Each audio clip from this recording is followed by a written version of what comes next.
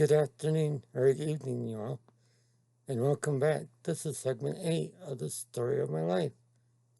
And my name is Eugene Jepson. As I mentioned before, there will likely be a bunch of segments, possibly around 25 or so. Anyway, on with my story. During my junior year of high school, I took driver's education, and it was just my luck that I had the privilege of driving with an instructor early on a Monday morning before school. In the weeks leading up to that, we got to practice driving in a huge parking lot with orange cones everywhere. But this time, it was on open road. I drove from Tremont over to Logan and then back again. As we were headed back, the instructor was pretending to be asleep. When I noticed we were running late for school, so I started speeding. Then, to my surprise, he stated, "Hey, you're going a little bit fast, aren't you?" I slowed down and we finished driving back to school. He shared this as in one of his other driver's education classes as an example of what not to do.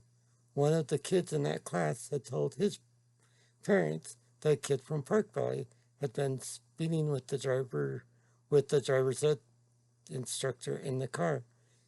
His father just happened to know that my dad was from Park Valley and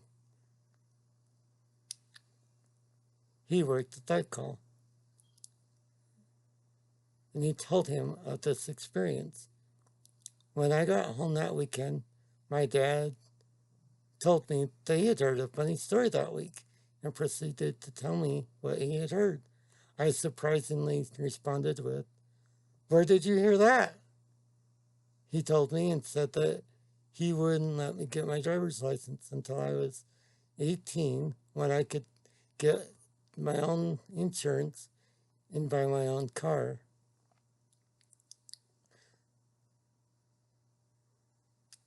But if you were to ask me, I think that I got my lead foot from him. We guesstimated that he drove over 1,000,000 miles in his life. And so he did a lot of driving. Anyway, at the end of driver's education, I got my learner's permit, and I had the privilege of driving every time my mom picked me up from Snowbell. I thought I was so sneaky. I'd buy her a treat just so she would let me drive. But what I figured out later was that she had always preferred being chauffeured instead of driving herself. The last time I drove a car was when I was 19.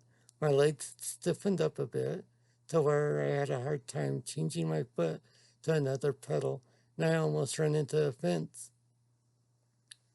So I haven't driven since. While living away from home, I didn't have driving sorry. While living away from home, I didn't have driving privileges, so I had to walk everywhere I wanted to go. I also did door-to-door selling and sales. Cleaning. I was selling cleaning supplies for my grandpa Smith, and also magazine subscriptions for my junior class fundraiser. Out of my entire class, I sold the second most magazine subscriptions, and I received a class ring for my efforts. My dad always joked that I could sell a refrigerator to an Eskimo. My senior year came and went, and for the first 6 weeks, I didn't have a place to live near the high school, so I would leave home at 6 o'clock in the morning and wouldn't get back till about 6 at night.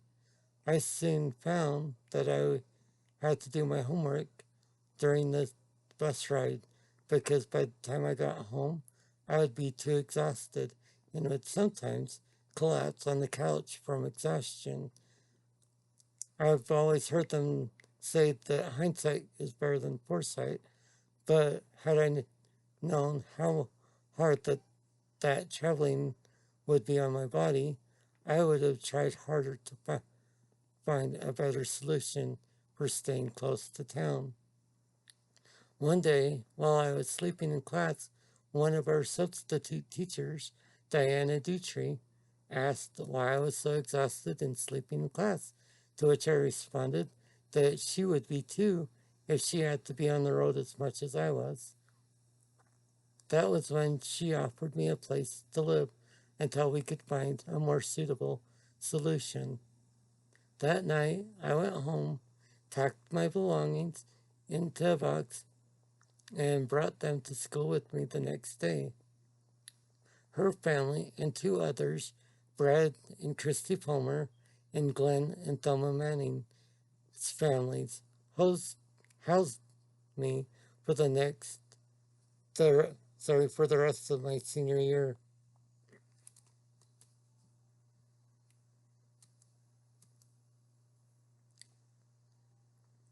And I will be forever grateful for all of their generosity and the privilege of getting to know them and their families.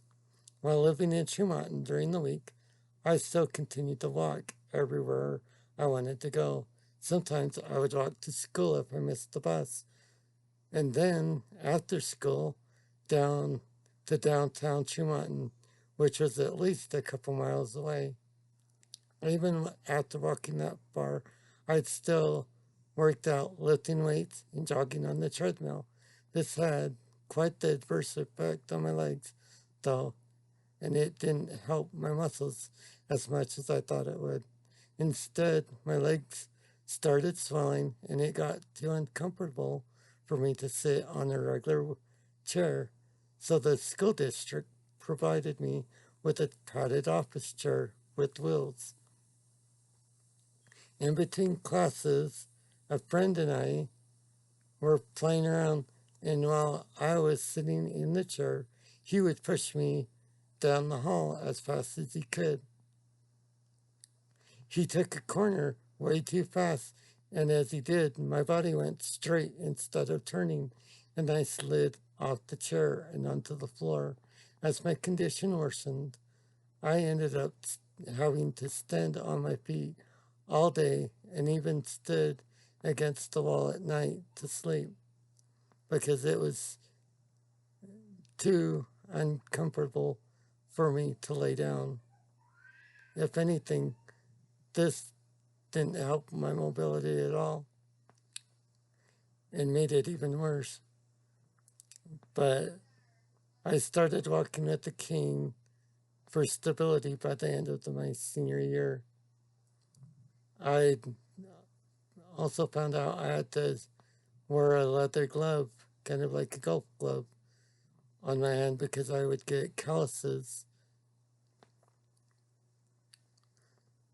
But lucky for me, I wasn't easily deterred because by the end of my senior year, I'd made a lot of achievements. I earned my Eagle Scouting Award, graduated high school with my peers, and I received a Rare Bear Award, voted on by my classmates, where they gave me a standing ovation. Earning my Eagle Scout was a rigorous undertaking, but I achieved it before my 18th birthday, a surprise to many others, including my own scoutmaster. He didn't even think I could do the 5-mile hike, and I was like, watch me, and I went anyway. And that was nothing new to me. After our chores were done, we would go on hikes all the time. The swimming and lifeguard merit badges were impossible for me to do, but in place of these badges, the Scout Council had replaced them with ones that were equally or more challenging. Anyway, this is where I'll end with segment 8. Thank you for listening, reading, or watching. I hope you have enjoyed my story thus far. Have a wonderful day. Keep smiling. And God bless. Farewell.